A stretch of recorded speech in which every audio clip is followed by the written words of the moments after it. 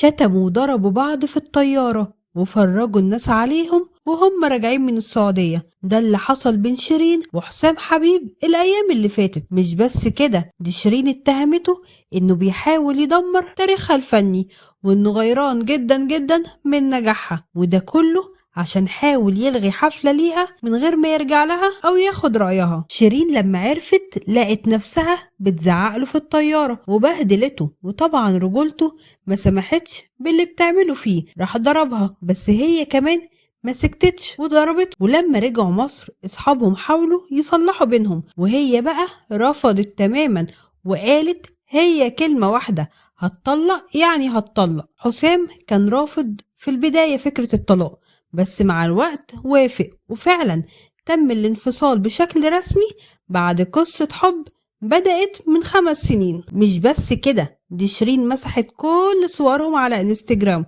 وكأنها عايزة تقول لجمهورها مفيش رجوع تاني لحسام ولو حصل ايه. بس شيرين الفترة دي بتحاول تصالح اخوها وامها واللي قطعت علاقتها بيهم عشان خاطر حسام واتخانقت معاهم بسببه، والفترة دي بتحاول توصل لهم وتصالحهم وترجع علاقتها بيهم زي الأول. قبل ما نقول لكم بقى على حكاية شيرين مع الرجالة واتجوزت كام مرة فعلا قبل حسام حبيب ومين الراجل اللي خانها، قولولنا في التعليقات. تفتكروا شيرين هترجع لحسام مرة تانية بعد كل اللي حصل بينهم؟ تخيلوا أول جوازة في حياة شيرين كانت من واحد حاول يموت نفسه عشانها أكتر من مرة، وشيرين قررت تتجوزه عشان كان صعبان عليها مش أكتر. كلامنا عن الموزع الموسيقي مدحت خميس، وهو أول راجل في حياتها، وقالت إنها اتجوزته عشان تخلص بس من زنه، بس بعد فترة قليلة جدا اتطلقت منه لأنه ما كانش الراجل المناسب ليها. تاني جوازة بقى كانت من الموزع الموسيقي محمد مصطفى، وده بقى أبو بناتها هنا ومريم.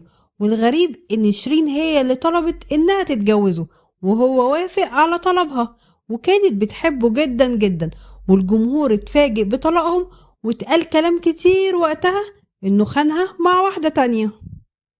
شيرين فضلت فترة كبيرة جدا من غير جواز لحد ما بدأ حسام حبيب يقرب منها، وده سنة 2018، وفجأة الصحوبية قلبت قصة حب قوية، لكن للأسف انتهت من أيام قليلة بشتيمة وضرب وتفاصيل تانية في النص ما كانتش كويسة. وعلى فكرة ما بين الجوازات دي ظهرت إشاعات كتير.